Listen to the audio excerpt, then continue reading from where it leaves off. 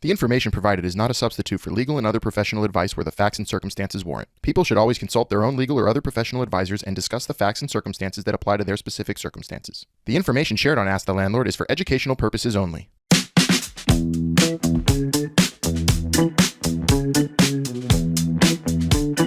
Hi everyone, we're back with another episode of Ask the Landlord with our favorite landlord, Albert Dweck. I'm Melissa. I'm one of Albert's producers and a former New York City, Pittsburgh, Lafayette, Louisiana, and Washington, D.C. renter. And together, we're going to be asking this landlord some questions.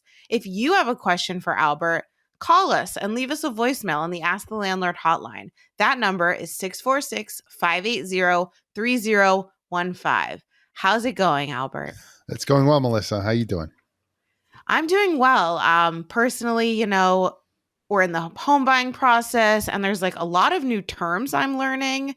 And one of them that I had no idea was coming from Miami or I don't know, renting and a sump pump. Can you tell us what is a sump pump? Sump pump. Sump pump.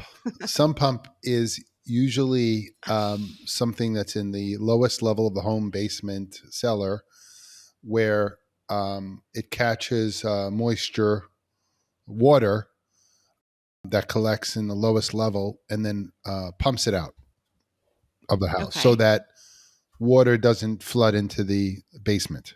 That's typical of what a sump pump is. So sometimes houses, whether they have a basement or not, sometimes houses don't have basements. Sometimes they have crawl spaces. Sometimes they don't have crawl spaces. But usually when homes are built, sometimes people have they're right at the water table.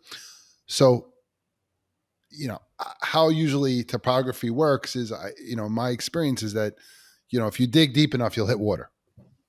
Right. Mm-hmm. So they tell us. So sometimes your house can be at or near a water table. So sometimes when the groundwater elevates, it can come into your house. Right. Or if it rained a lot and the water and the ground outside your house is all saturated, the water needs to go somewhere. And you don't want it to go into your house. Right. Because that causes mold, dampness, and you want to get that out.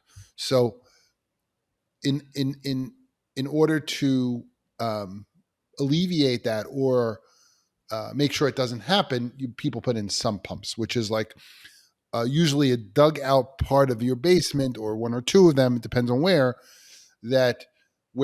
if there's water that comes into that even below the basement. So you'll have a basement floor and then underneath, down below the basement floor, there's a hole. And then that's made to catch water before it comes into the basement. Right. And then pump it out. Right. And usually it should pump into the sewer line, right, of the house. Okay. So funny story about that. I was, crazy. We just bought this house to develop this old house on a large lot, and we're going to make two houses on it. So I went to visit the property, and I get to the property. There's an old house on the property, which we intend to knock down. It happens to be near water. Anyway, so my daughter and I drive up to this house, and there's a fountain next to the house. Mm-hmm. And the house, to my knowledge, right, is not occupied. We drive up, and there's a fountain going on. How big is the fountain? The fountain is 4 feet tall. Okay. And it's beautiful. Except I'm looking for how's this working? I pull up to the house, we own this property, and I'm like, why is this fountain on? No one's here. What's going on? And I've seen a lot of things. So now I call my business partner and I say, there's a fountain here on, and the water, it's going in the ground, off the fountain. It's not being recirculated. I'm trying to look at what's going on. I don't get it. This fountain's going, the water's coming, and then it's going onto like the neighbor's property.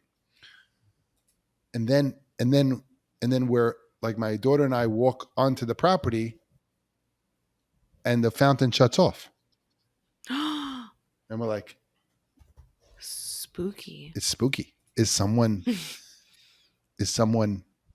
in the property? Now we're freaking out. We're like, what happened? Freaking out. So I call my partner and he says, Al, you're not going to believe this. He says, that house is not supposed to have a basement because a basement would make that below the water table. So what these people did was they have a sump pump in the basement and they rigged it to go out through the fountain. Genius. Wow. So what we were seeing was the sump pump working through a fountain in the front yard. So that means there was water underneath that the sump pump was working. So that's a good thing. Very bizarre, but very good. Bizarre, kinda. but good. But also what he told me was, Al, that house is not supposed to have a basement. Basically has an illegal basement. Ooh. And the people rigged the sump pump not to pump into the sewer because that's not allowed because it shouldn't be there in the first place. And they put a rig to the sump pump pumps out into a fountain in the front yard. Wow. I'm like, so that's why it was on and off when we were there, because water was accumulating and then pumped out, and then it was beautiful, but ridiculous. Is that, I never saw that in my life. That's a innovation, but also illegal. And so what did you do? Do you have to remove the basement? Yeah. Like, so we're going to knock down the whole thing. Ooh. Right. Okay. And but keep the fountain. This is a property where we're going to knock down the fountain. So, no. But it's like I said, wow, that's like connected to a sump pump. I never saw that before. So cool. And just something that I thought was very interesting. So I wonder if the fountain wasn't on when you got there, would you have figured out that it was related to the sump pump? I would not. I would never think not. Of that. I would not. So that's even if I would think it was solar. That's another right. I'm like, I was like, I thought someone was in the house, and I'm like, what's going on? Someone saw me. They shut it. There's a squatter. I don't know. That's where your mind very went. Very wild. Yes, it was scary, and it turns out it was vacant, and there was a sump pump, and the pump was on to pump out water, and pumped it into this fountain in the front yard. I mean, I would even go so far as collect it into a rain barrel and then use it to water your That's plants. called gray water. Is that allowed? So there are systems for that where people do that. It's called gray water. People collect runoff rainwater to use. They store it. I don't know a lot about that, but I've seen that happen. So I've seen some images. They have like really pretty barrels, and then you put a flower pot on top with a little spigot at the bottom. And you just, I think I'm going to do it. It's like under $200. Yeah. I might try because I'm a gardener. You could look up, it's called gray water collection. Gray water. Yeah. Anyway, there's all fun story all sorts of innovative. That's really interesting. The house that we're going to have, it has 2 sump pumps, which was nerve-wracking, but they're brand new. And so, but I'm confused though. If a sump pump is only on one side of a house, let's say a house has 4 walls, how are you going to get it on the other side? Like, how would it work? What do you mean? Like the sump pump is on one side of the house, right? Yeah. But then if like the water comes in on the other side, it like... It's an important question for you to ask. It's like one thing you go, oh, I see there's a sump pump. Why is there a sump pump? I know. Right. And why is the sump pump there? And why is it not there? Oh, is that where the water comes in? Where else does the water come in? Because the house is level. Like it's not. It's not, what? How do you say that? It's like, if whether you believe in global warming or not, things are changing in the world and we're having more extreme weather, as you know. And what happened 1 out of every 100 years maybe happens more often now. So for you, right, you might ask yourself, so part of your due diligence, when you see, so now I'm telling you like in the podcast, right? When you see things like that, you need to ask those questions. Like, why is there a sump pump? What happened? Oh, over here, I mean, we have an example. Superstorm Sandy, Hurricane Sandy. It happened in 2012. It was an epic 100-year storm, right? Of course, there was one like 2 years before that. That was a little less, but let's just say. So that flooded like the whole New York City. And, you would ask yourself, what happened? And you could ask this to other people, like, what happened to this house in that storm? You should, like, when you're now buying in this place, you're like, I see you have sump pumps. Does that happen every time it rains? Does that happen once in a while? How big of a storm does it have to be? What's the volume of rain that causes that? Does it happen any day? Figure that out. Those are questions you want to know, because you might look at that basement and say to yourself, we're going to furnish it. We're going to make it into a bedroom. We're going to do this. We're going to do that. I don't know, whatever's legal, but you want to know before you do all that, because you might have a problem that's a constant thing and you can't do, you might live with a problem, but you don't want to, you might know about it before it happens. Right. So we did ask that. So I feel good about ourselves. And they said there was a flood in 2018, but it was the entire city. And it was like a once in 100-year thing. And that's why. And then they redid and it was not a lot of water, but it came in the house. And that's why now there's 2 sump pumps. They redid the whole basement. So I got a brand new bathroom down there. And it's a risk we're willing to take, But then do I get flood insurance because of that? Oh, it's not in a flood zone. That's a whole nother topic. It is a good question. Because I don't know what to do about that.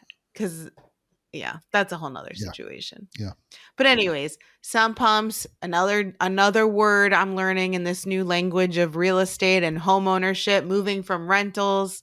And I love it. And it's exciting. And I'm so happy I have you to talk to and learn from and hear fun fountain stories. So if you ever see a fountain, now everyone that is working and for no reason on an abandoned house, essentially, it could be related to a sump pump. You would never think of that. Never. But now you will. I never thought of it. I never saw that before in my life. That's great. I love it. I love these one-off stories that are just so bizarre, but you telling it could help someone else. Yeah. All right. Thank you so much, Albert. For more episodes, please subscribe to Ask the Landlord on your favorite podcast platform. We'd appreciate it if you left a review on Apple Podcasts. If you'd like to watch the show, check out our Ask the Landlord YouTube channel. If you have a question for Albert, feel free to contact him on Instagram at Ask the Landlord and check out his TikTok at Ask the Landlord. Bridging the gap between landlords and tenants, this has been Ask the Landlord. Thanks for listening.